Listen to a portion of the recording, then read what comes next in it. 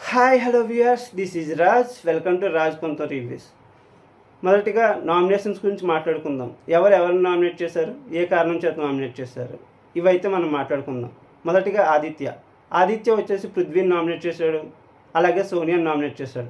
పృథ్వీని నువ్వు అగ్రెషన్ ఆపలేకపోతున్నావు, నువ్వు over aggression చూపిస్తున్నావు, దెబ్బలు తగిలే ప్రమాదం ఉంది, నీ వల్ల ఆ అగ్రెషన్ కొంచెం తగ్గించుకో అని నామినేట్ చేశాడు.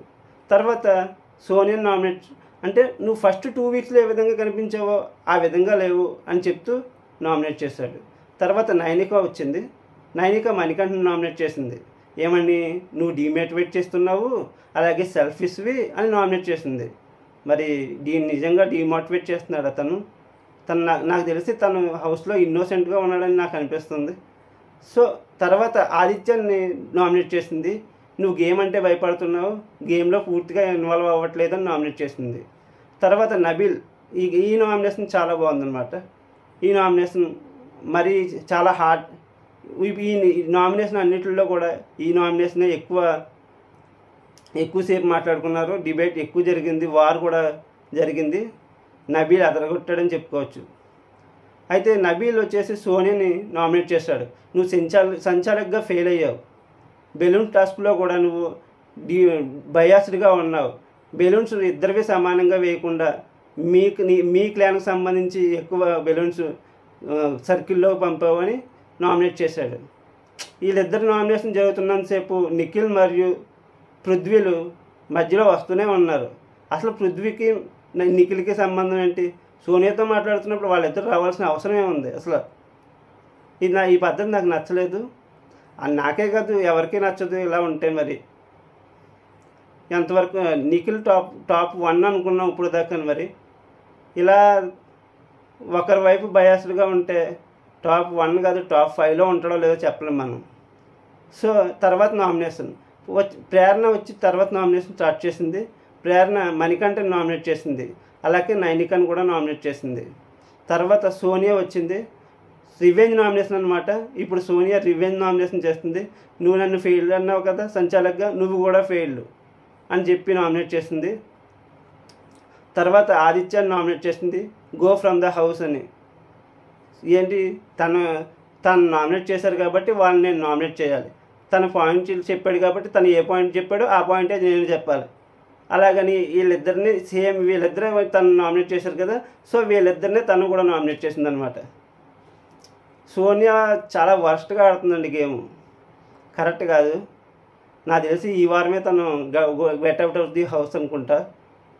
సో తర్వాత నామినేషన్ చూసుకుందాం. మణికంఠ నామినేట్ చేస్తున్నాడు పృథ్వీని. నీ వల్ల నాకు దెబ్బలు తగిలాయి, నీ ఓవర్ అగ్రెషన్ తట్టుకోవడం కష్టం, ఓవర్ అగ్రెషన్ తగ్గించుకోవాలి అని చెప్తూ నామినేట్ చేశాడు. తర్వాత ఆదిత్యాన్ని నామినేట్ చేశాడు. నీ ఓవర్ గైడెన్స్ అంటే మీరు చెప్తున్నారు, నేను చెప్తున్నది తీసుకోవచ్చు, ఎంతవరకు తీసుకోవచ్చు, మీరు కొంతవరకు చెప్తే తీసుకోవచ్చు, కానీ అవసరం లేని దానికంటే ఎక్కువ ఓవర్ గైడెన్స్ నా వల్ల కాదు. సో ఆ ఓవర్ గైడెన్స్ కొంచెం తగ్గించుకోండి అని చెప్తూ మణికంఠ ఆదిత్య గారిని నామినేట్ చేశాడనమాట. తర్వాత విష్ణుప్రియ వచ్చింది. విష్ణుప్రియ పాయింట్స్ అంత బాగా చెప్పినట్టు నాకు అనిపించలేదు. సో విష్ణుప్రియ వచ్చేసి ఆదిత్యని స్పోర్టివ్గా లేరు అని నామినేట్ చేసింది. స్పోర్టివ్గా లేరు అంటే ఇంకెలా ఉండాలి? ఆయన ఆ గేమ్ బాగానే ఆడుతున్నాడు కదా, ఆయన గేమ్ ఆయన ఆడుకుంటున్నాడు, ఎవరితో కొట్లాడట్లేదు, ఎవరిని కించపరచట్లేదు. అంటే మంచోళ్ళు ఎప్పుడు అందరికీ నచ్చరు. మంచోళ్ళని ఎప్పుడు బయటికి పంపించేద్దామని చూస్తారు. పీతక తెలుసు కదా, ఎవడైనా పైకి ఎక్కుతున్నాడంటే వాడిని లాగేయడం. సో ఇంతే, ఒక మంచోడంటే ఎవరికి నచ్చదు నాకు తెలిసి. సో తర్వాత పృథ్వీ వచ్చి నామినేషన్ స్టార్ట్ చేశాడు. పృథ్వీ వచ్చేసి నబీల్ని నువ్వు ఫెయిల్ సంచాలకు అని నామినేట్ చేశాడు. సో ఇప్పుడు సోనియాని నామినేట్ చేశాడు కదా, సోనియాని పృథ్వీని. సో రివెంజ్ నామినేషన్ చేయాలి. రివెంజ్ నామినేషన్ చేయాలంటే మళ్ళీ నబీల్ని చేయాలి. నబీల్కి ఏ పాయింట్ ఉంది? ఏ పాయింట్ లేదు. సోనియా చెప్పిన పాయింటే ఉంది. అదే నువ్వు సంచాలకుగా ఫెయిల్ అయ్యావు, సరిగా చేయలేదని అదే పాయింట్ తీసుకొచ్చి అదే పాయింట్ని అక్కడ చెప్పాడు.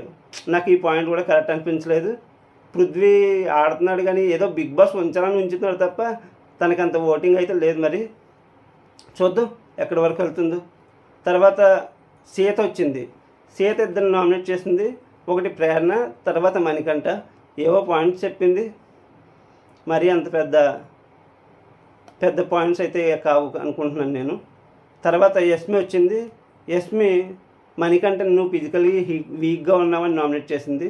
అలాగే సోనియాని నామినేట్ చేసింది. ఇది ఫ్రెండ్స్ నామినేషన్స్. ఈ నామినేషన్స్లో వచ్చిన వారు 7 మెంబర్స్ నామినేషన్లోకి వచ్చారు. అందులో నైనిక చీఫ్ తన